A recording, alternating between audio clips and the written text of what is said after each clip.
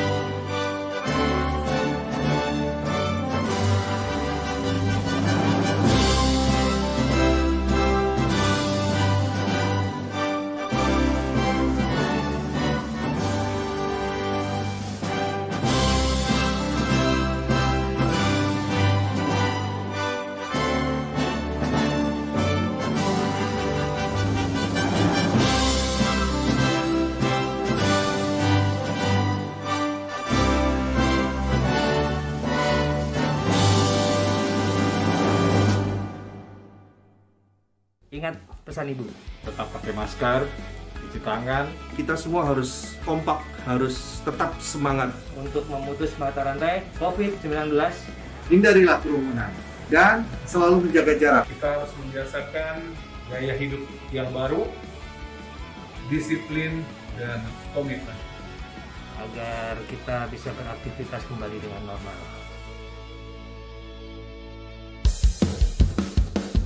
Ingat pesan Ibu, pakai maskermu, cuci tangan pakai sabun, jangan sampai tertular. Ingat selalu pesan Ibu, jaga jarakmu, hindari kerumunan, jaga keluargamu.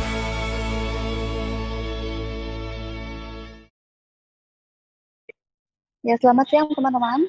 Selamat tahun baru dan selamat bergabung kembali dengan program Bincang Sehat edisi Jumat 1 Januari 2021 bersama saya Amelia Fitriani. Setiap minggunya Bincang Sehat hadir untuk membahas banyak hal terkait dengan pandemi COVID-19 yang saat ini masih terjadi di tanah air. Tujuannya adalah untuk memperluas wawasan kita mengenai situasi yang terus berkembang, agar kita tidak cemas dan juga tidak panik dalam menjalankan aktivitas sehari-hari di tengah pandemi COVID-19. Program ini didukung oleh Satuan Tugas Penanganan COVID-19 dan kami juga mendorong kampanye pesan Ibu, yakni gerakan pentingnya 3M, mencuci tangan dengan sabun, menghindari kerumunan serta menjaga jarak, dan tentunya yang tidak kalah penting adalah mengenakan masker. Gerakan 3M ini merupakan cara yang paling efektif untuk menekan potensi penularan virus corona selama vaksin COVID-19 belum tersedia di tanah air. Kami juga mendorong teman-teman untuk meramaikan gerakan ini di sosial media melalui tagar pesan Ibu. Senang sekali pada siang hari ini kita kedatangan seorang narasumber yang sangat spesial. Beliau adalah seorang dokter spesialis kedokteran fisik dan rehabilitas dari RSUP Persahabatan, Dr. Siti Chandra Wijananti SPKFR, gitu ya. Selamat siang Dr. Chandra, apa kabarnya? Selamat siang, Mbak Amel. Alhamdulillah sehat. Ya, bersama dengan Dr. Chandra kita akan membahas satu tema yang utama nih, yakni rehabilitasi pasien COVID-19. Seberapa penting? Tema ini sangat menarik teman-teman, karena kita tahu bahwa meski tahun sudah berganti, tapi kan COVID-19 tentu saja tidak mengenal kalender begitu ya. Sehingga hal yang bisa kita andalkan untuk mengerem atau mengakhiri pandemi COVID-19 ini selain perubahan perilaku masyarakat adalah juga vaksin itu sendiri. Nah, namun di tengah pandemi COVID-19 ini, kerap kali kita hanya fokus pada upaya pencegahan penularan COVID-19 serta penanganan ketika apabila terkena COVID-19. Tapi kadang kita luput bahwa sebenarnya ada satu fase penting lainnya yang juga perlu kita lewati apabila sudah terpapar oleh COVID-19, yaitu fase rehabilitasi. Nah, begitu pentingnya fase rehabilitasi sampai Organisasi Kesehatan Dunia atau WHO menyebut bahwa rehabilitasi medik adalah hal yang diperlukan untuk pasien sembuh dari COVID-19 maupun mereka yang terus mengalami konsekuensi jangka panjang dari COVID-19 itu sendiri. WHO bahkan mengharuskan rehabilitasi menjadi bagian dari strategi nasional untuk penanganan COVID-19 di seluruh dunia. Nah, siang hari ini kita akan membahas lebih jauh mengenai hal tersebut dengan narasumber kita, Dr. Chandra. Tapi sebelum itu saya mau mengundang nih teman-teman yang bergabung melalui aplikasi Zoom untuk ikut berpartisipasi. Jadi jika ada teman-teman yang punya pertanyaan, boleh nanti langsung drop nama atau pertanyaannya di kolom chat box. Nanti akan kita panggil satu persatu untuk bertanya langsung atau akan saya bacakan pertanyaannya. Kira-kira seperti itu ya teman-teman. Saya mau langsung ke Dr. Chandra nih, Dok. Sebenarnya rehabilitasi pasien COVID-19 itu apa sih, Dok? Kenapa seorang pasien COVID-19 ketika dia melakukan rehabilitasi? Baik Mbak Amel, terima kasih atas waktunya. Terima kasih juga sudah melibatkan kami dari rehabilitasi medik. Apakah suara saya jelas, Mbak? Jelas, Dok. Jelas. Baik. Jadi program rehabilitasi itu adalah program yang mengarah ke arah fungsi. Jadi saya dan sejawat saya juga tim rehabilitasi medik di Rumah Sakit Persahabatan itu bergabung dan turun dari pelayanan COVID ini sejak awal. Jadi di rehabilitasi itu dikenal sebagai rehabilitasi dari mulai promotif itu seperti sekarang. Ayo kita jaga, paru-parunya kita jaga, jangan tunggu sakit, ibaratnya begitu. Kemudian rehabilitasi preventif itu begitu dia sakit, COVID kita masuk. Supaya efek dampaknya itu nggak terlalu luas. Gitu. Karena kalau kita tunggu dia selesai, inflamasi atau radangnya berhenti, kerusakannya sudah terlalu banyak. Mungkin yang kita bisa perbaiki tidak akan banyak, karena semua kerusakan itu permanen. Jadi kalau dari awal kita turun, jadi gangguan yang akibat COVID-19 di jaringan paru-paru itu bisa kita kurangi dampak jangka panjangnya. Karena seperti kita tahu, kalau kita luka aja jaringan parut ya, Kak. Kalau luka ada jaringan parut. Nah, ini kalau ada radang di paru-paru sama, nanti juga akan ada jaringan parut. Parunya itu susah getas gitu kalau karet, susah melar. Padahal kita butuh paru-parunya itu bisa melar dengan baik. Kalau dari awal kita melarkan, dia nggak sempat lagi getas. Jadi pada waktu aku dalam posisi yang fungsional, dan masih bisa untuk dipakai nafas. Jadi kalau nanti aja deh tunggu sembuh dulu, itu terlambat kami bekerja. Kami disuruh melarin balon yang sudah terkandung mengkerep. Jadi itulah kenapa kami dibaku dari awal masuk membantu sejawat kami dari bidang kedokteran respirasi, karena di Persahabatan kami tim komando dalam penanganan pasien, dari mulai saat direktur kami yang pertama itu Dr. Rita Rogayah, kemudian dilanjutkan direktur yang sekarang Agus Suryanto. Pelayanan COVID di kami secara berjamaah, jadi seluruh dokter di Persahabatan turun. Tidak ada dari pasienmu, aku kabur, ini bukan pasienku, bukan. Kita semua turun. Kita harus andil, kita beruntung terlibatkan di dalam wabah ini. Jadi kita punya sesuatu yang bisa kita karyakan. Kita kan dari awal sama-sama buta kan, kita ini masuk di Persahabatan itu bulan Februari Maret itu si buta menuntun si buta, nggak ada guideline apapun. Jadi kami semua berdasarkan dengan keilmuan yang kami punya, kami berusaha untuk membantu karena kita tahu dampaknya ke jaringan. Berarti ini jaringan kalau kita diamkan akan mengkerap, paru-parunya mengecil sedangkan bernafas harus mengembang balon-balonnya. Gimana caranya? Ya dari rehab bantu dong dokter teman-teman paru supaya ngembang parunya. Oke, dari awal kita latih pernafasan begitu. Tim rehabilitasi itu luas, jadi tidak hanya kami dokter spesialis kedokteran fisik dan rehabilitasi, tapi juga ada tim rekan-rekan kami fisioterapis, perawat rehab, perawat di ICU, ruangan. Kita harus jadi satu program rehab, tapi kita jalankan sama-sama gitu. Kami dari awal karena mungkin untuk bernafas itu nggak sekedar yang kita tarik nafas buang nafas biasa, itu mudah kalau buat kita ya. Tapi kalau buat orang-orang tertentu itu sulit, bukan karena komorbid, tapi mungkin karena posisinya membungkuk, posturnya kurang baik. Jadi apakah rehab perlu? Rehab itu bukan benerin rumah rusak, tidak. Tapi dari awal jangan sampai rumah itu rusak, atau kalaupun rusak nggak parah. Karena kita intinya ke fungsi. Jadi menjaga fungsional yang tersisa. Karena terkait saat ini adalah respirasi atau pernafasan, yang kami jaga adalah fungsi pernafasan. Berkolaborasi dengan seluruh sejawat kami di seluruh bidang, mereka yang mengatasi penyakit dasar, kemudian sejawat penyakit dalam mengatasi komorbid, sejawat dari bidang yang lain juga menstabilkan yang ada, kami berusaha jaga kembangnya parunya. Jadi kalau keluar alumni persahabatan itu ibaratnya ya. Jadi dalam kondisi yang kami usahakan semaksimal mungkin, semampu dengan segala keterbatasan yang kami punya. Karena itu tidak butuh hal yang mahal atau apa, kan hanya butuh niat untuk mengerjakan sih. Tapi harus kolaborasi antara pasien dengan kami. Berarti menarik. Ya baik. Berarti menarik ya dok ya. Berarti ini juga sebenarnya hal yang baru buat saya nih. Berarti ada juga dokter spesialis rehabilitasi yang membantu menjaga agar fungsi dari organ pasien itu juga tetap terjaga berfungsi dengan baik begitu ya dok ya. Itu membutuhkan treatment atau perawatan tersendiri selain penanganan dari penyakit intinya itu gitu ya dok ya. Betul. Begitu menarik juga. Saya mengira rehabilitasi itu memperbaiki sesuatu yang sudah kepalang rusak begitu ya dok. Fase akhir lah ya biasanya di yang rehabilitasi. Makanya saya bilang rehabilitasi rumah, rehabilitasi ini itu rehabilitation rehab. Jadi rehabilitasi di fase akhir. Atau tidak rusak parah begitu ya dok ya. Iya betul, menahan kerusakan. Baik, nah kalau begitu siapa sih dok berarti orang yang sebenarnya membutuhkan rehabilitasi COVID-19 itu? Apakah orang yang punya gejala berat atau orang yang sudah pada fase akhir dianggap sangat kritis, atau justru dari ketika kita tidak bergejala juga membutuhkan rehabilitasi seperti itu dok? Dari awal makin baik.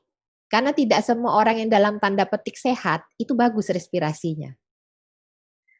Seorang yang olahraga tidak rutin misalnya ya, atau kebiasaan lifestyle-nya kurang baik itu biasanya tidur malam tidak cukup, stresor tinggi, pola makan tidak terkendali, kemudian apalagi kalau ditambahi dengan komorbid ya, komorbid banyak, kemudian dia sudah pernah terpapar dengan beberapa penyakit sebelumnya yang menghantam ke paru-paru, itu pasti akan lebih jelek kondisinya. Kalau orang-orang dengan seperti itu lebih baik ya dikerjakan dari awal. Karena kami sendiri melatih paru-paru kami. Jangan tunggu sakit untuk dilatih, karena itu nikmat Tuhan luar biasa, nggak bisa dibeli. Saya selalu bilang kami terima rehabilitasi, kami dan teman-teman menerima servis respirasi, tapi nggak bisa ganti mesinnya. Hanya terima memperbaiki servis saja, tapi ganti suku cadang tidak akan ada yang bisa. Yang ada juga rusak, buang. Paling begitu kami di dunia medis. Jadi saat ini kami bersama tim berusaha sedini mungkin masuk. Oleh karena itu kami di Rumah Sakit Persahabatan kami ada YouTube untuk latihan respirasi rehab. Karena di awal jumlah kami terbatas, tidak semua pasien kita bisa jamah, tidak semua pasien kita bisa pegang. Alangkah baiknya kalau lebih banyak yang tahu, lebih banyak masyarakat yang saat itu mungkin isolasi mandiri bisa mengerjakan sendiri, menjaga sendiri pengembangan paru-parunya gitu. Efek sampingnya ya lebih bugar gitu. Kalau Hmm. kalau sudah dirawat di rumah sakit persahabatan udah pasti kriteria sedang sampai dengan kritis. Tidak ada yang ringan di kami. Jadi kalau di kami semua jelas. Baik. Berarti kalau di rumah sakit persahabatan itu sendiri dari awal. orang bergejala sedang sampai berat gitu ya. Tapi sebenarnya ketika orang tidak bergejala atau pada fase awal pun penting untuk bisa melakukan pelatihan atau rehabilitasi mandiri. Dan menarik juga ternyata dari teman-teman sejawat di dokter ini, di kedokteran ini, terutama dari timnya dari Ibu Dokter Chandra ini juga ikut mengedukasi melalui YouTube begitu ya. Jadi Nah, bisa diakses YouTube-nya Rumah Sakit Persahabatan ada. dengan Rumah Sakit Persahabatan supaya kita bisa melatih itu di rumah begitu ya dok ya. Tapi itu bisa ini nggak sih dok? Maksudnya ketika rehabilitasi atau cara merehabilitasi paru-paru begitu secara mandiri, apakah bisa juga dilakukan pada orang yang tidak terkena COVID gitu dok? Bisa, kan intinya untuk mengoptimalkan kemampuan respirasi kita. Saya pun mengerjakan. Karena jadi saya lebih bugar, menggunakan APD berjam-jam itu hipoksia loh, dibekapkan kita. Tapi dengan kebugaran yang lebih baik, kita bisa serap oksigen lebih baik dan lebih tahan gitu. Lebih tahan. Berarti itu untuk orang sehat pada umumnya juga sebenarnya penting untuk bisa memaksimalkan fungsi dari paru-paru itu sendiri gitu ya dok ya. Betul. Karena tapi yang jelas kata dokter Chandra tadi perlu diingat bahwa perlu garis bawahi bahwa yang penting jangan sampai terlambat baru ditangani begitu ya dok ya. Karena tidak seperti bengkel gitu ya, ketika rusak bisa diganti. Ini adalah organ tubuh ciptaan Tuhan yang tidak bisa semudah itu untuk diganti begitu ya dok ya. Baik, dok, saya mau langsung ke kolom chat box dulu nih dok. Ada dari yang pertama Yunilawati dari Farah.id. Assalamualaikum dokter, mau tanya tentang fenomena hipoksia pada pasien COVID-19, di mana pasien merasa sehat saja dan mampu bernafas dengan sempurna, namun tiba-tiba justru drop dan sulit untuk bernafas. Seperti apa itu dapat terkontrol dengan rehabilitasi? Oke. Ya. Dengan Mbak siapa tadi ya Mbak? Saya belum lihat chat box. Dari Yunilawati, Bu Dok. Oke. Mbak Yunilawati, waalaikumsalam. Terima kasih atas pertanyaannya. Hypoksia itu sangat banyak di awal. Yang kita pada terminologi awal, itu kan kita kenal OTG ya. Kalau sekarang kan semua hanya suspek COVID, probable COVID, confirm COVID gitu. Seperti dengan WHO. Orang-orang yang terpapar COVID, tapi daya tahan tubuhnya masih sangat baik, itu COVID-nya berdiam di badannya seperti kuda Troyan. Jadi dia diam, kemudian dia cari kesempatan untuk bereplikasi. Dia replikasi menggunakan bahan baku glukosa. Kalau orang itu diet intake-nya tinggi gula, ya senang banget lah dia replikasi berulang-ulang. Atau dia mempunyai komorbid diabetes, ya dia juga replikasi akan lebih banyak. Pada saat garda pertahanan dia kalah, sel humoral dia kalah, maka COVID yang akan menang. Sebarannya bisa multiplikasi sampai jutaan dan menutupi semua permukaan dari saluran respirasi. Kalau dia masuk lebih banyak ke respirasi. Ada juga yang masuk ke GI tract, karena reseptor kan ada di saluran nafas atau di saluran cerna juga ada. Saat itu terjadi, mulai awal kekalahan itu terjadi, terganti gangguan saturasi. Jadi kita ngerasa nggak apa-apa, tapi sebetulnya saturasinya sudah di bawah 90%. Saturasi oksigen pernah lihat mungkin yang disuka dicepitin di tangan gitu ya, itu ada oksigen berapa persen, kemudian nadinya, denyut jantungnya berapa persen. Kita mengatakan normal kalau di atas 95. Itu kita kecapean, mengas-mengas, naik turun tangga, itu paling turun 96, 97, tapi akan naik kembali. Kalau yang tidak terlalu bugar sekali jarang 100%, paling 98, 99. Tapi untuk orang-orang dengan gangguan perfusi, jadi si paru-paru itu sendiri juga susah menarik oksigen dan bertukar dengan CO2, bahkan otaknya sendiri lambat mengenali kalau dia itu kekurangan oksigen, karena proses ini sangat cepat. Jadi kalau kita kekurangan oksigen, pusat pengendali nafas di otak itu memberitahu tubuh, kamu kurang oksigen, nafas lebih banyak. Jadi kita gasping gitu, mengas itu untuk mengambil lebih banyak oksigen dan membuang CO2 lebih banyak. Tapi proses ini shutdown, proses ini terganggu karena saking cepatnya ini terjadi. Jadi saraf pusat tidak mengenali, tubuh dihantam dengan cepat, kuda Troyan dia masuk pelan-pelan kemudian dihantam seketika. Itu dia tidak merasa dia tidak apa-apa. Padahal saturasi dia tuh tidak cukup hanya untuk bernafas saja, itu turun desaturasi. Ada yang tahu-tahu mungkin ada yang biasa desaturasi atau misalnya ada orang disebut derles ya, nyender pules mungkin gampang sekali ngantuk, diajak ngomong apa tidur. Kalau biasanya begitu mungkin dia ada sleep apnea atau mungkin central obesity sehingga dia hipoksia juga, tapi kronis gitu. Itu gampang ngantuk. CO2-nya pasti tinggi, tidak bisa ngeluarin dengan baik gitu. Tapi ini terjadi pada pasien karena infeksi. Jadi diajak ngomong, biasanya nggak kayak gitu, biasanya dia nggak apa-apa kok, gampang ngantuk ya, kayak gitu. Sampai itu yang kita kenal sebagai happy hypoxia, karena dia akan drop itu, tapi dia nggak merasa. Jadi dia push badannya dengan kondisi yang ada, bayangin bahan bakar minimalis dia push untuk kondisi biasa. Yang nomor 1 akan kolap karena kekurangan oksigen adalah otak. Makanya dia pasti akan tidak sadar dan ambruk gitu. Itu yang kami ingin pasien itu mengenali adalah happy hypoxia. Tidak semua orang punya saturasi oksigen yang disempit ini ya. Mungkin bisa dicari di online gampang lah ya. Mungkin sekitar 200-300 harganya, 200-300 ribu. Tetapi ada yang cara lebih mudah. Kami hitung namanya breath count test, menghitung nafas. Jadi tarik nafas, sebut angka 1 dan 2 dan 3 dan 4 dan 5 dan 6 dan 7. Kalau dia bisa sampai 7, saturasi dia aman. Lebih dari 7 jauh lebih aman. Kalau happy hypoxia terjadi, nggak akan dia bisa sebut sampai lewat dari 7 hitungan. Jadi makin mengas, karena normalnya sekitar 25-30-an. Dalam satu tarikan nafas. Itu kayaknya lebih mudah untuk screening secara global gitu ya, Mbak Yuli dan Mbak Amel.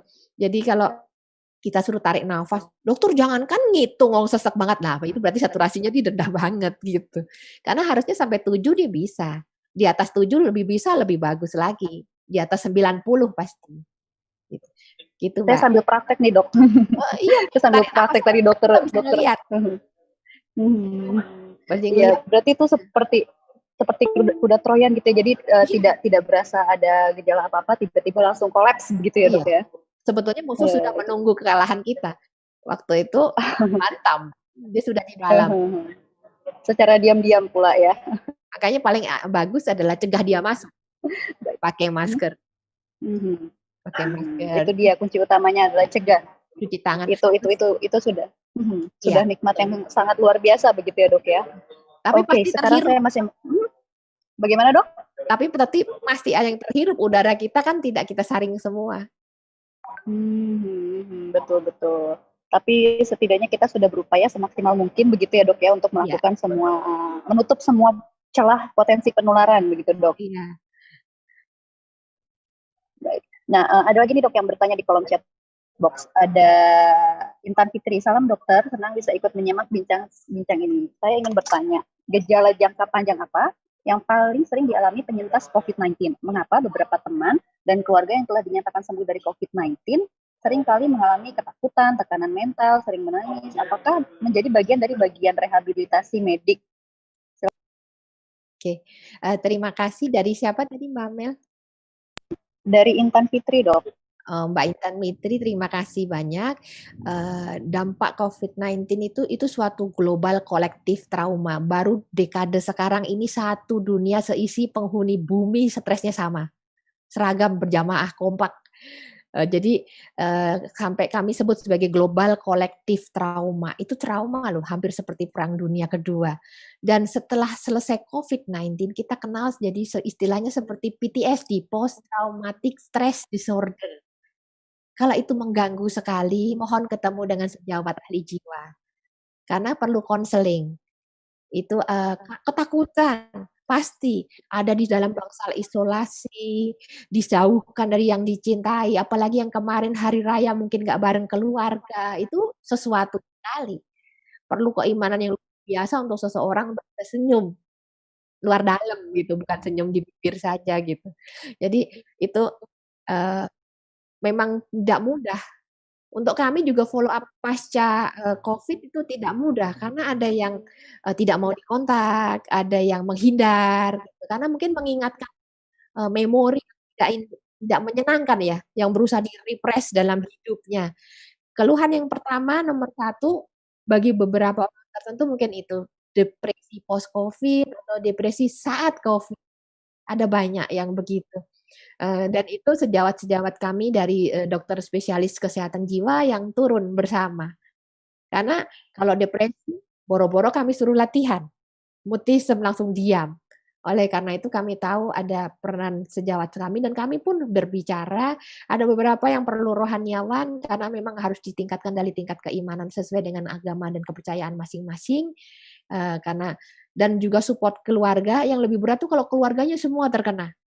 Yang satu di rumah sakit kami, yang satu di rumah sakit mana, yang lainnya di Wisma Atlet, gitu banyak sekali yang begitu. Itu global kolektifnya berjamaah satu rumah itu. Ada yang bahkan yang hair, jadi readmission karena infeksi baru. Kan Mbak, hair ya Mbak? Iya dok, kapok saya. Selesai waktu bulan Maret April dirawat di kami, syukuran tetangga. Hair lah akhirnya. Jadi Waduh, agak mengerikan itu ya. iya, jadi akhirnya kami juga infokan betul-betul harus diingatkan gitu Mbak tentang hal tersebut. Baik, Dok, saya mau tanya lebih spesifik dong, Dok. Ini jadi kalau misalnya rehabilitasi itu treatment atau perlakuan atau latihan seperti apa sih yang Dokter Chandra terapkan gitu kepada pasien untuk melatih respiratorinya itu? Baik, Mbak. Terima kasih. Proses latihan, karena basic core dari rehabilitasi itu latihan. Jadi yang kami kerjakan nomor satu, latihan tertuju kepada pernafasannya. Pernafasan itu baik parunya, baik struktur yang melindungi paru-paru dan tubuh manusia itu sendiri. Yang kedua adalah latihan secara keseluruhan untuk aktivitas. Untuk pasien yang parah otomatis tidak bisa. Duduk aja dia tidak sanggup, jadi paling latihan pernafasan dulu kita utamakan. Setelah dia bisa perbaikan secara pernafasannya dan ada trust atau kepercayaan antara dia dengan kami, dia bisa mengikuti latihan berikutnya. Untuk selanjutnya out of bed atau keluar dari kasur untuk latihan mandiri selama diisolasi. Karena diisolasi bukan berarti dia tiduran gitu. Dia harus bisa aktif, tapi tertata ya, terhitung kayak tadi dia bisa menghitung nafasnya misalnya, atau kita ukur saturasinya. Dia ada yang kita ukur juga, saya ukur juga untuk duduk berdiri dan lain-lain. Karena aktivitas kita kan banyak duduk berdiri. Nah, sebelum berjalan duduk berdiri dulu. Kalau itu bagus, dia bisa untuk basis aktivitas dia selanjutnya. Jadi latihan khusus respirasi dan latihan non respirasi Mbak, atau keseluruhan. Jadi kebugaran keseluruhan. Tapi kalau dirawat otomatis respirasi dulu base-nya yang pertama. Sampai dia sanggup untuk kita dudukkan untuk duduk berdiri. Itu dua Mbak yang pertama. Meskipun ada lain lagi, jadi kalau dalam rehabilitasi kan kita juga memikirkan untuk return to work atau nanti kembali ke pekerjaannya. Itu nanti kolaborasi dengan sejawat yang lain lagi. Kalau ada masalah mental, spesialis kesehatan jiwa harus datang, spesialis okupasi, teman-teman sejawat kami juga ikut menilai bagaimana disesuaikan, karena dia mungkin ada pekerjaan yang harus meyakinkan dia aman, meyakinkan dia mampu bekerja kembali, karena casingnya utuh sebagai manusia seutuhnya, tapi paru-parunya fungsinya tidak. Dia akan lebih lemah, lebih mudah lelah setidaknya. Kalau tadinya aktivitas yang membutuhkan tenaga yang tinggi, pasti berkurang. Begitu, Mbak. Baik, berarti penanganan treatmentnya terhadap masing-masing pasien juga berbeda-beda ya, per case by case berarti ya dok ya. Tapi secara garis besar begitu. Secara garis besar adalah membantu agar fungsi dari organ pernafasan itu sendiri tetap berfungsi optimal gitu ya, walaupun di kondisi yang paling buruk sekalipun begitu ya dok ya. Baik, menarik sekali, menarik. Ini menjadi wawasan baru tersendiri sebenarnya bagi saya nih dok. Saya balik ke chatbox nih dok, ada Rian Solo. Selamat siang, izin bertanya, mungkin kurang nyambung, tapi apakah benar mantan pasien DBD memiliki imunitas tersendiri terhadap COVID-19? Silakan dok, dari Rian. Ya, sebetulnya tidak mantan DBD. Saya juga bukan virologi ya, cuma setiap virus mempunyai kekhasan masing-masing. Strain virus COVID ya satu dengan yang lain juga berbeda. Daya tahan tubuh itu mengenali, kayak kita mengenali pasangan, nggak boleh ketukar. Jadi dia sudah ada satu persatu gitu. Jadi daya tahan tubuh untuk ini apa gitu. Untuk saat ini simptom atau gejalanya memang nyaris sama semua infeksi virus, tidak hanya DBD. Tapi untuk ketahanan terhadap COVID-19 tidak. Yang sudah terinfeksi COVID-19 lah dengan strain yang sama, yang akan mempunyai ketahanan terhadap strain yang sama. Strainnya ganti, ya beda lagi urusannya. Gitu. Itu sama dengan hepatitis A, B, C gitu, sama dengan tipe virus 1, 2, influenza 1, 2, 3 gitu. Kita sekarang vaksin influenza aja sudah sampai flu quadri gitu, yang keempat gitu.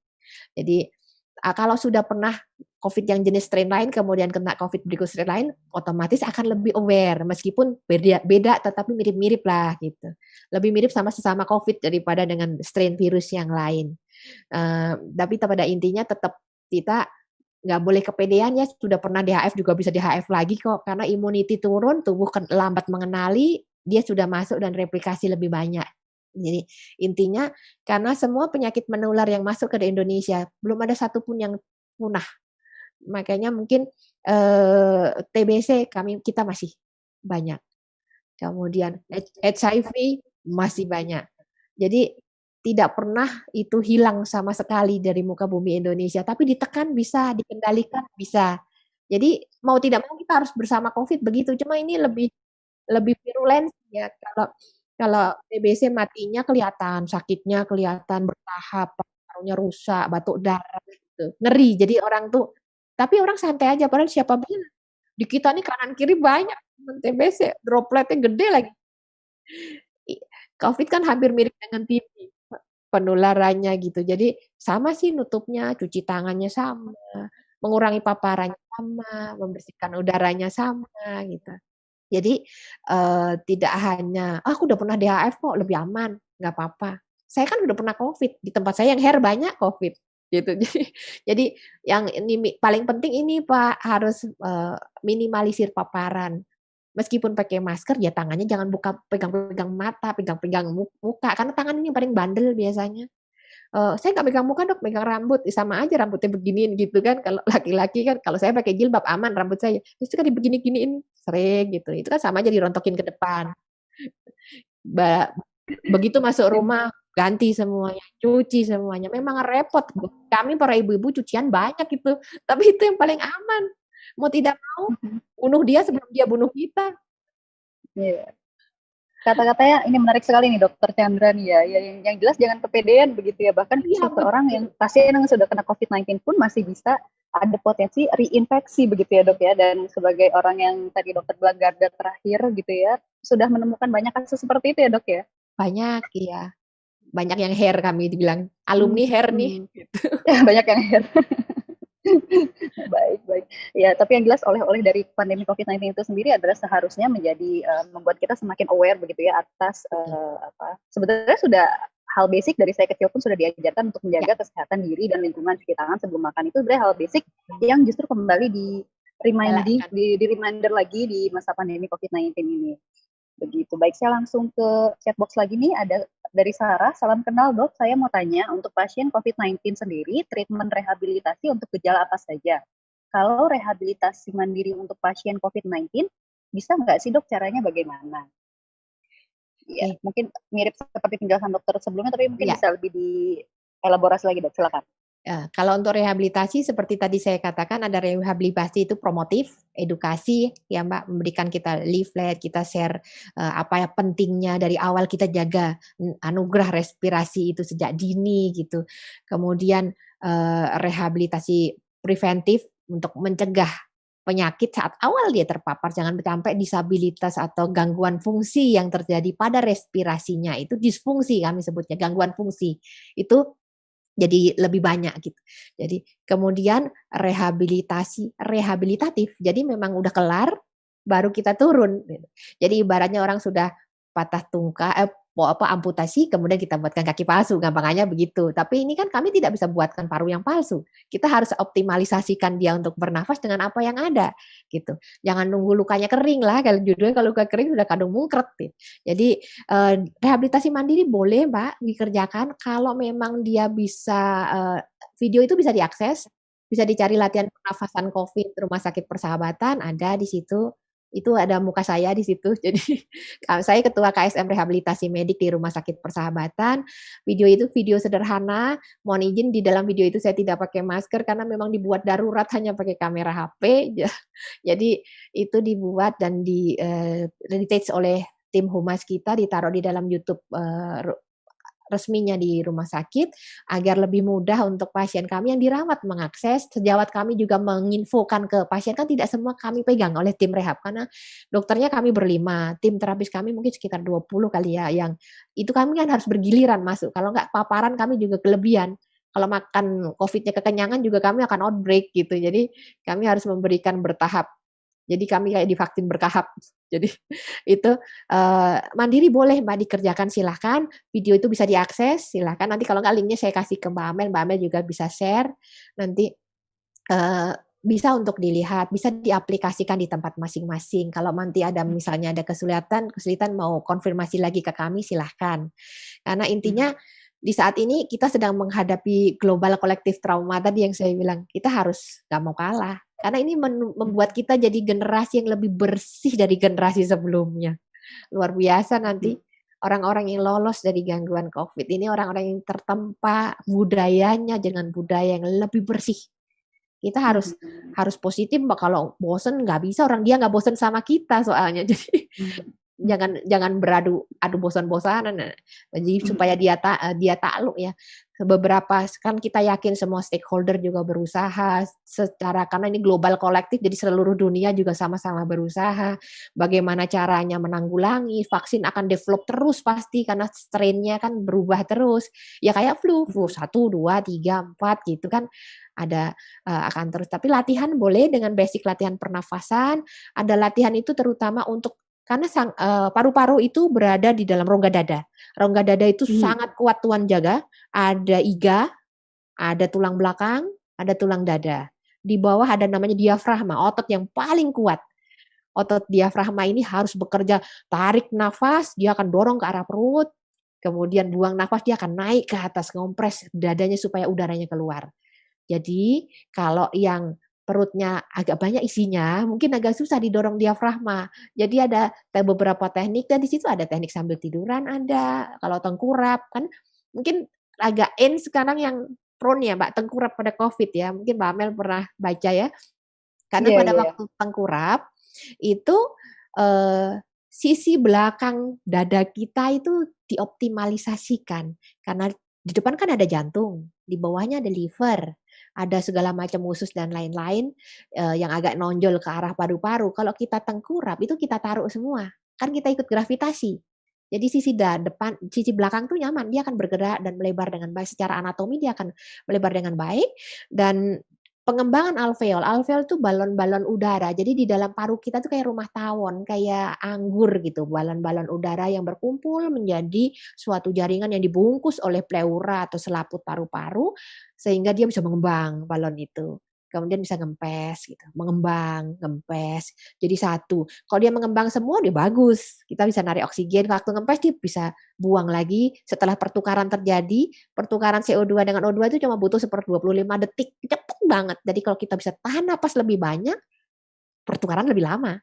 Gitu. Jadi dan pengembangan alveol atau kantong-kantong udara lebih banyak, ini yang kami cari. Saat pasien tengkurap, di dalam beberapa jurnal dikatakan bahwa ventilasi perfusi atau pertukaran gas CO2, O2 itu lebih baik. Jadi kan beda sama orang yang tarik nafas, baru narik langsung buang. Sedotnya berapa banyak, itu kayak kita masukin uang ambil lagi gitu kan, belum sempat dirasain uangnya gitu. Jadi kalau kita lakukan hold breathing atau tarik nafas maksimal, tahan, baru kemudian buang. Itu dari sekarang saja supaya kita kasih tubuh itu kesempatan untuk tukar-menukar antara zat yang bersih dengan yang kotor, CO2 dan O2. Otak kita yang paling diuntungkan, fresh Mbak, nggak ngantuan. Kerjakan latihan pernafasan itu, nanti nggak ngantuan. Kopi kalah Boleh itu. nanti saya coba tuh. Cocok nih untuk dicoba di rumah nih ya Dok ya. Tapi memang saya juga pernah dengar sih kasus di mana seorang dokter dari luar negeri begitu ya menyelamatkan pasien dengan cara membuat pasien itu tengkurap gitu ya dok ya? Iya. Iya, tengkurap itu. Oh ternyata elaborasi lebih jelasnya dari dokter Chandra saya lebih jelas begitu ya Iya. ternyata alasannya. Iya. Baik Iya, dok, Mbak. kalau di yang pernah dokter jalani ini selama hampir setahun belakangan ini ada tidak sih pasien anak-anak yang juga dokter tangani rehabilitasinya, dan apakah ada perbedaan dalam penanganan rehabilitasi atau treatment untuk pasien COVID-19 dewasa dengan anak-anak dok? Silakan dok. Untuk anak approach-nya paling ya Mbak yang beda ya, karena, saya di awal pegang pasien anak, tapi kalau untuk yang akhir-akhir ini sejawat saya ada yang khusus bisa ke pasien anak, saya ke arah dewasa. Tapi hampir sama sih, intinya kalau dia bisa tengkurap udah bagus, kalau bisa disesuaikan ya Mbak, karena anak kan ada tumbuh kembangnya ya, ada yang baru bisa duduk, ada yang baru bisa tengkurap, angkat kepala, ya kita sesuaikan. Tapi paling enak kalau dia dirawat beserta ibunya, jadi ibunya yang kita jadikan perpanjangan tangan kita, karena kan itu stres yang sangat hebat. Rasa tidak nyaman, tidak harus pneumonia COVID, pneumonia apapun, anak-anak tuh sering kan, anak-anak yang batuk dahak, anak-anak yang dibesarkan di dunia yang banyak polusi ini, pasti luar biasa, hiperaktivitas bronkus, dahaknya banyak, apalagi kalau dia sampai sakit dirawat, intinya tetap ke prone, tetap harus latihan, tengkurepin di paha ibunya paling gampang, tapi kalau dirawat, paling mudah ya kita tengkurapkan di posisi nyaman ya, posisi saat dia di dalam perut ibunya. Posisi janin kita sebut.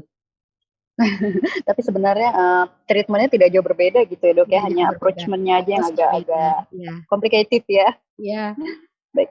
Dok, ini Mbak Yuni Lawati kembali bertanya nih dok, apakah ada olahraga khusus untuk menjaga kinerja maksimal paru? Oh mungkin tadi refer to latihan pernafasan itu ya, tidak hanya untuk pasien COVID tapi juga untuk yang sehat. Banyak sekali dok memang yang sering syukuran atas kesembuhan dari COVID ini, bahkan hanya berbekal surat bebas atau sembuh COVID dari puskesmas.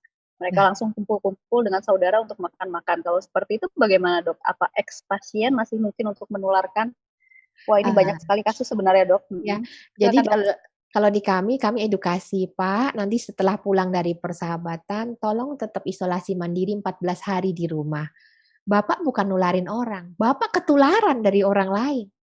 Karena dia sudah meyakinkan aman, sudah selesai dari pengobatan kami. Emang yakin yang datang itu aman? Human body yang isinya kuda Troyan itu kan, kita invite masuk ke dalam rumah kita dia bawa sesuatu yang berbahaya, tidak ada tamunya yang di-swab kan? Bahkan menerima tamu dengan syarat rapid nggak ada. Pasti kita nggak tahu, kita mendatangkan dalam tanda petik orang-orang yang mungkin berbahaya, sedangkan daya tahan tubuh kita barusan di knockdown 14 hari misalnya, atau mungkin 20 hari, recovery, baru pulih, cari masalah baru gitu. Jadi lebih baik jangan. Bukan dia yang nularin, enggak. Dia ketularan lagi, nanti. Kejadian di kami begitu seringnya. Ya mungkin asumsi bahwa orang yang sudah survivor dari COVID-19 ini akan kebal dari COVID-19 itu tidak harus dihapuskan gitu ya dok ya? Iya, jadi kalau sudah pernah kena, ada namanya titer antibody. Antibodinya bagus tidak gitu. Kalau antibodinya kurang dari yang level yang untuk siaga bisa untuk mengatasi serangan COVID strain yang sama, itu jangan kepedean lah. Saya sampai dengan saat ini tidak berani mendatangi undangan-undangan apapun, kalau bisa titip-titip, yang penting doanya kan sampai gitu. Karena apa? Saya bisa membahayakan keluarga saya. Saya kalau kami terbiasa karena saya di Komite Pengendalian dan Pencegahan Infeksi di Rumah Sakit Persahabatan, kami selalu diinfokan untuk pakai baju yang berbeda dari rumah menuju rumah sakit. Kemudian baju itu kami gulung, sisi luar ada di dalam supaya nggak akan nyeplat kemana-mana, mengkotak. Kita tidak bikin pengkontaminasian virus luar, virus dalam. Jadi yang ada pertukaran di antara mereka lah. Jadi sampai di rumah sakit kita gulung, kita tutup, kita masukkan plastik tertutup. Kemudian kami punya baju yang dipakai di area rumah sakit. Baju pun itu selesai, kalau kami bertugas di dalam zona merah, kami punya baju yang beda. Baju itu kita gulung, kita tutup lagi. Memang jadi ribet, tapi cara kita mengkotakkan virus itu. Jadi jangan ke rumah pakai baju, ke kantor pakai baju ini, kemudian misalnya sampai di kantor tetap pakai ini kan ikut ketempelan dari rumah selama perjalanan. Aku kan pakai mobil pribadi. Emang dari dalam kamar langsung masuk mobil kan? Tidak. keluar dulu ketemu udara yang lain. Karena kita harus sayang sama teman-teman kita satu kantor, mungkin orang yang ketemu kita di perjalanan. Bagi yang mengenakan taksi, ya sama-sama judulnya sama-sama bisa saling membawa kan, tapi kalau saling menjaga kan lebih enak gitu. Kita pakai bajunya, kita setelah itu kita ganti, sampai di kantor kita pakai. Jadi kita juga secure, kita ada mengurangi sedikit rasa berdosa. Mungkin kami lebih berhati-hati karena kami nakes zona merah gitu. Tapi membuat kami juga merasa beruntung karena di situ budaya yang harus pengulangan berkali-kali itu kan jadi engram, jadi blueprint di otak kami yang jadi kalau kita nggak kerjakan itu jadi ada yang kurang gitu. Kayak kita nggak makan, kayak kita nggak pakai baju itu, masker itu udah anggap dari kalau keluar rumah masker tuh seperti baju lah, anggap aja celana dalam, jangan diperorotin lah, nanti ada yang ngelihat. Sama dengan kalau misalnya tidak pakai masker, itu edukasi awal-awal saya perjuangan kami di persahabatan. Ibaratnya saya pakai celana, Anda tidak pakai celana. Saya ngompol di celana saya sendiri, Anda ngencingin saya. Saya bilang begitu. Ya saya yang bau pesing. Jadi lebih baik tolonglah pakai celana masing-masing, kencingilah diri masing-masing, jangan kenain orang lain. Jadi sedikit mungkin kontaminasi dari kita keluar. Dengan cara itu kita juga terjaga kebersihannya. Masker pun kalau bisa setiap 4 jam diganti. Kalau tidak bisa tolong dijaga betul. Jangan dipegang-pegang. Gitu. Kan sering gatel itu. Buka makan, turunin makan gitu. Itu yang paling bahaya itu. Di dagu gitu ya dok ya? Ya betul. Lepas pasang itu yang meratakan virus ke muka. Menarik dok. Itu juga jadi tips tersendiri sih tadi dari penjelasan dokter bahwa mengenakan baju yang berbeda gitu ya. Mungkin akan sedikit ribet begitu ya, tapi tidak ada salahnya untuk menekan potensi seminimal mungkin begitu ya. Walaupun kita juga tidak tahu kalau pada akhirnya ada celah yang bisa disusupi begitu ya dok. Tapi paling tidak sudah berusaha maksimal mungkin gitu ya, meminimalisir semua potensi. Baik dok, masih ada pertanyaan nih dok. Ya. Gimana dok, silakan. Kita memperhatikan mungkin sederhana ya Mbak, tapi memperhatikan arah udara. Kami terlatih di persahabatan, kita pengen tahu arah udara, kan kita taunya buka pintu jendela lebar-lebar gitu ya, ventilasi lebar-lebar. Pernah nggak iseng di rumah aliran udaranya itu kemana sih? Masuk rumah apa keluar rumah gitu? Kalau dari jendela dinyalakan korek gitu ya, atau lilin, alirannya kemana? Karena kita harus berada di sebelah hulu dari aliran air. Apa angin? Air flow ya. Jadi kalau misalnya sekarang in HEPA filter ya, orang-orang pada pakai filter udara. HEPA filternya saking takutnya taruh di sebelahnya. Kalau kami kabur. Kenapa? Dia nyedot semua udara ke dia. Terus dia mengeluarkan udara bersih, tapi yang nggak bersih kan juga banyak. Jadi kami akan duduk di hulu dari aliran udara. Jadi kalau saya nyalakan korek atau lilinnya kemana? Ke sana. Lilinnya ke kiri. Oh, berarti saya duduk di kanan. Gitu. Jadi kalau ada air cleaner nggak? Biasanya kalau di ruang rapat itu air cleaner kan di depan sendiri. Karena ketua rapat di paling depan kan. Biasanya ketua rapat pejabat yang terpapar karena air cleaner ngapit dia. Semua dari kita disedot kasih dia gitu. Jadi itu yang kalau dulu mungkin nggak terlalu, tapi sebetulnya dulu juga berlaku untuk TBC. Tapi TBC itu kan molekulnya agak besar ya, masih tahan dia. Cuma kalau ini super kecil sekali gitu. Jadi kalau kami tolong perhatikan hulu aliran udara. Karena di kami itu hazard control, environmental control. Jadi tolong dari mana posisinya di hulu ke arah hilir, jangan di hilir. Gitu. Di hulu aja gitu. Aman, cari aman. Jadi tips baru lagi nih sebenarnya, ini juga saya baru aware mengenai hal ini gitu ya. Jadi selain juga sirkulasi udara yang bagus, itu ventilasi, tapi juga kita perhatikan aliran udara itu sendiri ya dok ya. Itu yang mungkin juga kurang jadi concern kita selama ini. Iya. Baik, masih ada pertanyaan nih dok. Dok, bagaimana jumlah pasien COVID anak di RSUP Persahabatan sendiri? Apakah tinggi? Bila anak harus diisolasi di rumah sakit, apakah orang tua bisa mendampingi? Di kami bed terbatas untuk anak. Karena memang lebih banyak untuk dewasa. Mungkin di RSPAD atau Kiara RSCM mungkin lebih banyak. Karena di sana juga kan konsultan untuk respirasi pediatrinya jauh lebih banyak. Di kami lebih banyak untuk yang anak baru lahir karena ibu hamil dengan COVID. Karena itu kan sulit. SPOG kami spesialis obstetri dan ginekologi luar biasa. Di kami mereka jibaku untuk masa sih ibu hamil ditolak gitu. Mereka tuh dari awal kami tuh nggak tega, itu udah masuk partu suruh nahan, gimana orang mau ngeden ditahan gitu. Ya udah, mereka dengan apa yang ada dikerjakan oleh sahabat-sahabat saya yang luar biasa ini, dan dokter Ana jadi kesita luar biasa untuk ke babynya kan, karena babynya juga harus dijaga. Apakah babynya harus dipisah dengan ibunya atau bagaimana? Apakah baby lahir biasanya tidak aman dari COVID, tapi kita juga nggak tahu apakah ada fokus penularan di rumah atau tidak gitu. Ada beberapa yang orang tuanya memang juga COVID dirawat bareng, ada. Karena tapi tidak banyak kasusnya di kami karena kami memang konsentrasi lebih ke dewasa. Rujukan kami sedang ke berat, ke kritis malah.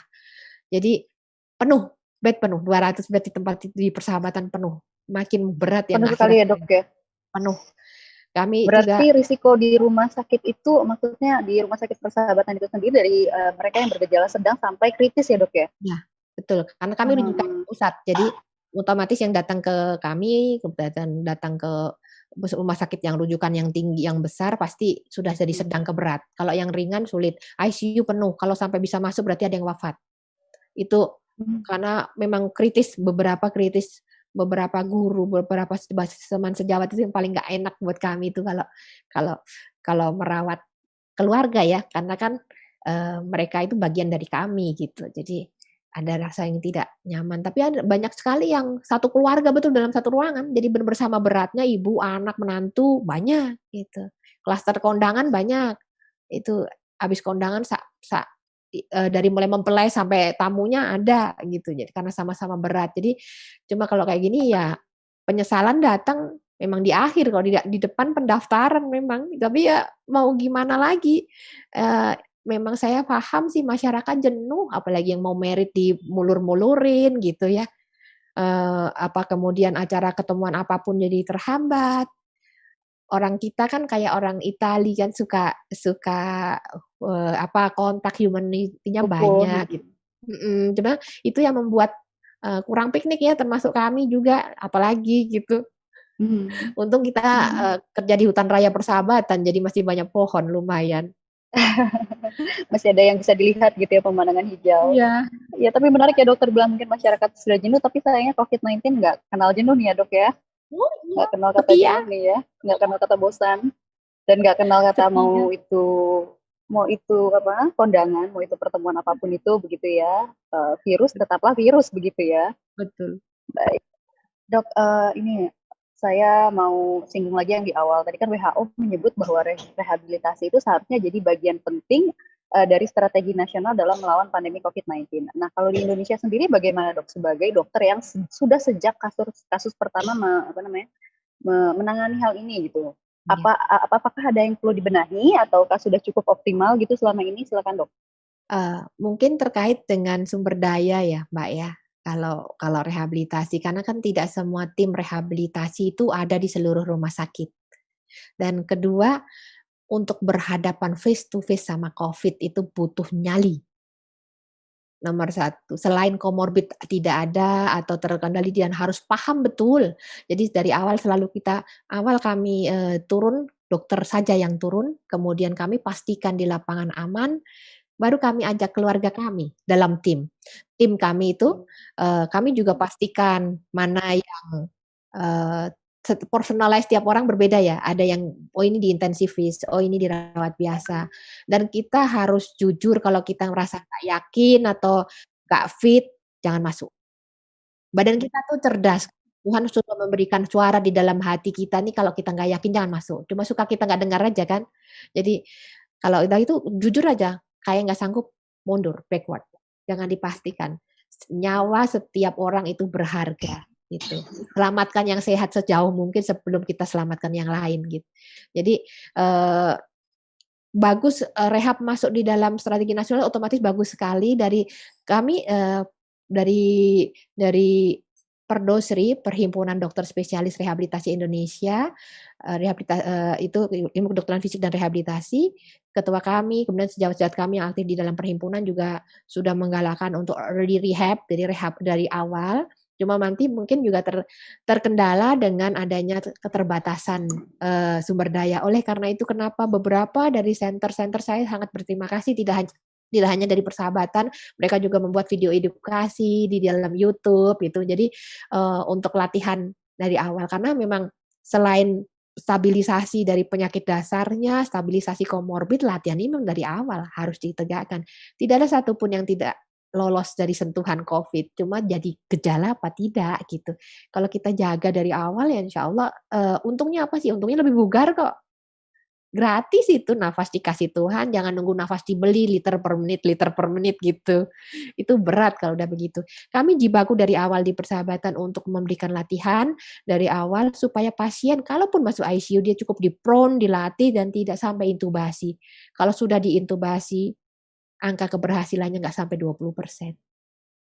Kita tahu perburukan akan terjadi karena sudah kalah itu. Jadi ya ada yang berhasil, cuma berhasil dengan kerusakan yang lumayan gitu. Jadi yang tadi saya bilang, hutan kalau habis kebakaran kayak apa mau dilakukan reboisasinya lagi gitu. Sulit gitu. Jadi yang ada cuma ya hutan yang tersisa itu yang untuk menghirup udara. Kemana-mana mungkin kursi roda, nggak akan tahan jarak jauh gitu. Itu nanti ahli-ahli kesehatan olahraga bisa turun untuk optimalisasi setelah gejala selesai. Waktu karena kami dokter spesialis di dalam rumah sakit saat pandemi, kami turun dari awal seiring dengan tim karena kami ada tim visit, jadi tim komando COVID itu ada tim visit, jadi semua dokter ikut megang sesuai dengan kayak PPK terintegrasi gitu. Jadi dalam rumah sakit itu punya panduan, dikepalai oleh suatu tim operasional yang kami diatur oleh mereka masuknya gitu. Saling menyelamatkan diri. Menarik sekali dok. Tapi yang jelas satu pesan utama yang tadi bisa kita simpulkan dari Dokter Chandra itu adalah lebih baik untuk mencegah begitu ya dok daripada kita harus menangani apalagi ditangani setelah rusak. Terkadang juga kita sering ada budaya di masyarakat juga begitu ya dok ya, kita tidak aware sampai sesuatu itu situasi memburuk begitu ya dok ya, baru kita kerepotan untuk menangani. Baik. Oke dok, pertanyaan terakhir dari saya ini sebagai closing statement juga nih dari dokter. Apa sih dok pesan dari Dokter Chandra sebagai salah satu orang yang berada di garda terakhir gitu ya dalam penanganan COVID-19 yang sudah ikut berjibaku sejak masa awal pandemi COVID-19 di tahun yang baru ini untuk masyarakat. Silakan dok. Terima kasih banyak. Jadi pesan saya terkait dengan rehabilitasi pada COVID-19, jaga kebugaran respirasi atau pernafasan Anda sejak awal. Jangan tunggu terpapar COVID. Ini pandemi COVID, pandemi yang terjadi di seluruh dunia. Jadi tolong latihan pernafasan yang Anda tahu, atau bisa juga dari website Rumah Sakit Persahabatan, atau dari literatur manapun yang Anda bisa dapat untuk mengembangkan paru-paru dengan baik, untuk menjaga kebugaran dengan baik. Kerjakan seawal mungkin. Jangan tunggu terpapar. Apabila Anda terpapar, itu karena Tuhan sayang. Moga-moga diberikan kesehatan lebih baik dan jangan bosan, lakukan olahraga itu secara rutin. Sudah sembuh, jangan tidak dikerjakan. Karena pandemi ini belum usai. Dan kita sama-sama tidak usah tunggu dia usai. Yang penting kita siap akan apapun. Demikian Mbak Amelia.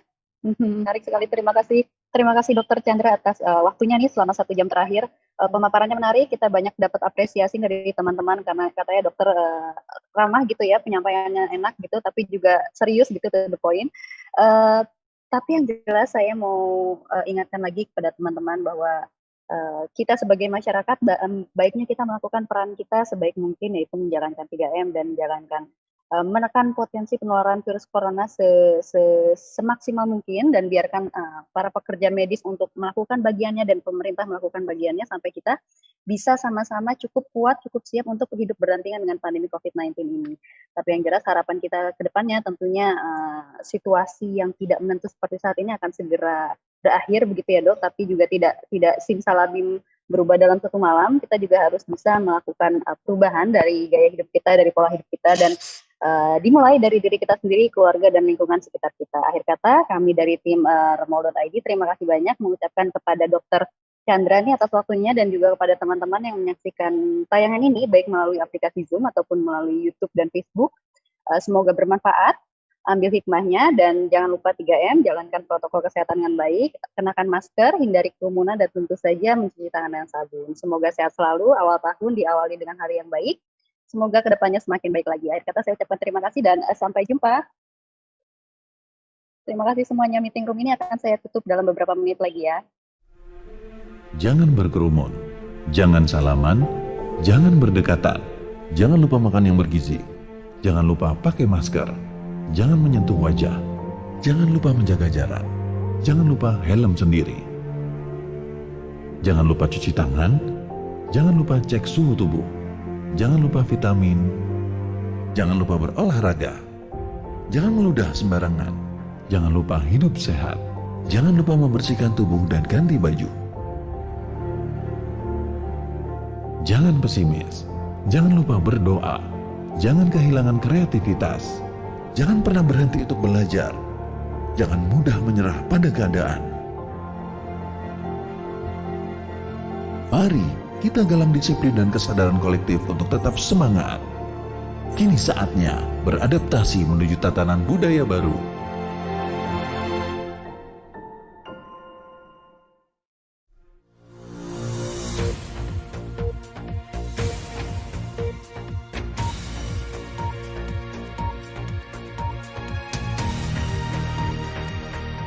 Assalamualaikum warahmatullahi wabarakatuh. Mengucapkan selamat atas peresmian domain baru Remol Jakarta dari domain remoljakarta.com menjadi remoldkijakarta.id. Semoga perubahan alamat ini menjadikan Remol Jakarta makin menjadi rujukan, makin menjadi media terpercaya, menjaga objektivitas, dan terus memainkan peran mencerdaskan kehidupan bangsa, khususnya masyarakat di Ibu Kota Jakarta. Sekali lagi selamat. Assalamualaikum warahmatullahi wabarakatuh.